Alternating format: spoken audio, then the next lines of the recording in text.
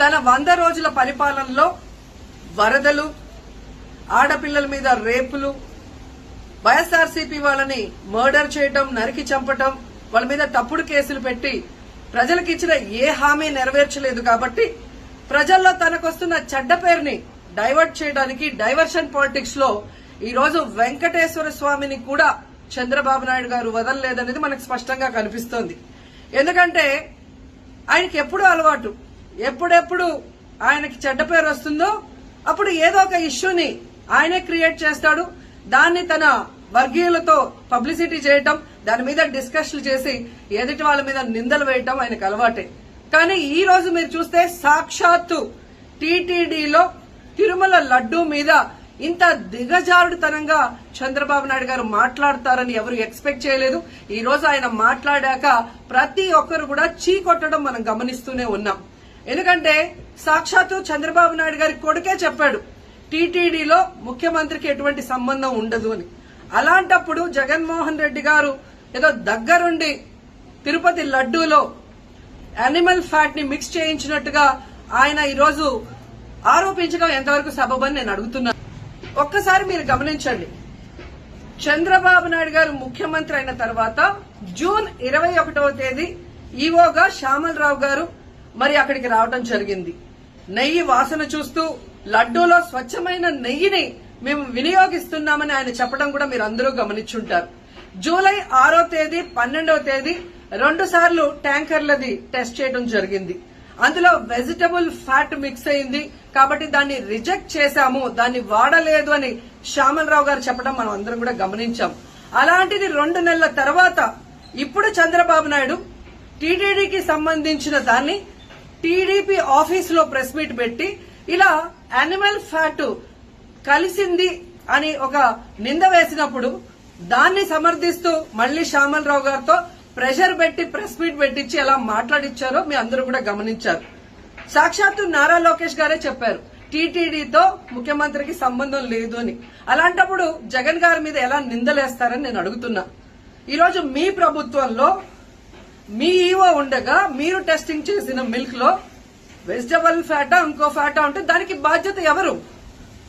శ్యామలరావు గారా, లేదా ప్రభుత్వంలో ఉన్న చంద్రబాబు నాయుడు గారా, లేదా ఎవరు టీటీడీ బోర్డులో ఉన్న మెంబర్సా? సో ఇది ఒకసారి మనం ఆలోచించాల్సిన విషయం.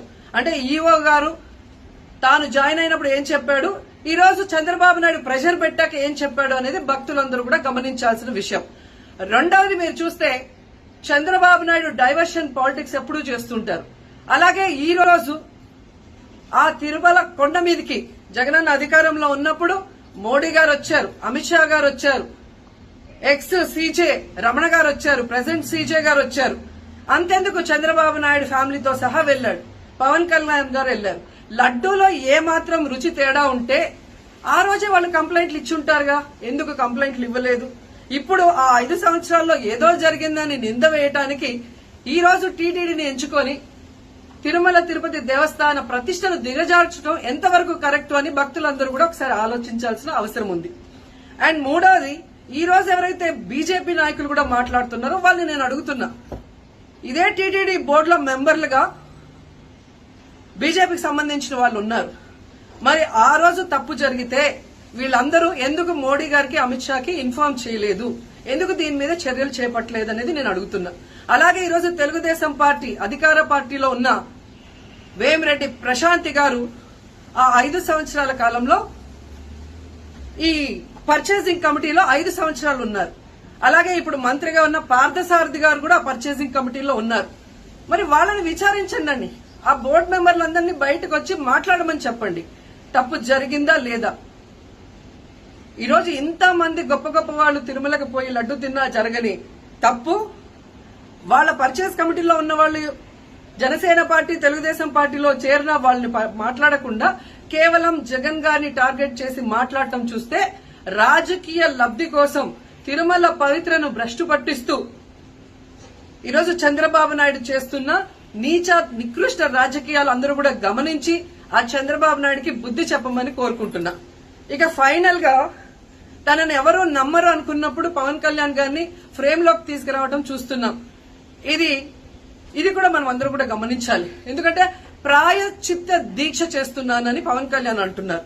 ప్రాయశ్చిత్త దీక్ష ఎవరు చేస్తారు? తప్పు చేసిన వాళ్ళు చేస్తారు.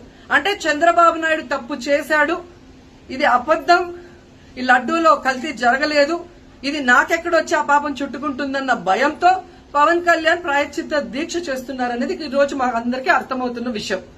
ఎందుకంటే ఈ రాష్ట్రంలో తిరుమల కొండ మీద 1000 కాళ్ల మండపాన్ని కొట్టేసింది చంద్రబాబు నాయుడు. దుర్గా గుడిలో క్షుద్ర పూజలు చేయించింది చంద్రబాబు నాయుడు.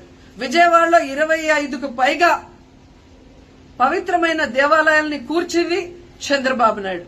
పూజల్లో బూట్లు వేసుకొని పూజలు చేస్తూ అన్ని తొక్కేసింది చంద్రబాబు నాయుడు గారు. ఇలాంటి చంద్రబాబు నాయుడు కోసం ఎన్ని ప్రాయశ్చిత్త దీక్షలు చేసినా ఆయనైతే దేవుడు క్షమించడు, అలాగే హిందువులు కూడా చంద్రబాబు నాయుడిని క్షమించరు. ఆ పాపం నుంచి తప్పించుకోవడానికి పవన్ కళ్యాణ్ చేస్తున్న ఈ 11 రోజుల ప్రాయశ్చిత్త దీక్ష పవన్ కళ్యాణ్ కి మాత్రమే పనికొస్తుంది. కాబట్టి ఇకనైనా తిరుమల తిరుపతి దేవస్థానాన్ని అడ్డం పెట్టుకుని జగనన్న మీద దుమ్మెత్తి పోసే కార్యక్రమాల్లో ప్రతిష్టగా దిగజారిస్తే తిరుపతి అమ్మాయిగా నేను ఊరుకునేది లేదని కూడా ఈ సందర్భంగా తెలియజేసుకుంటున్నాను.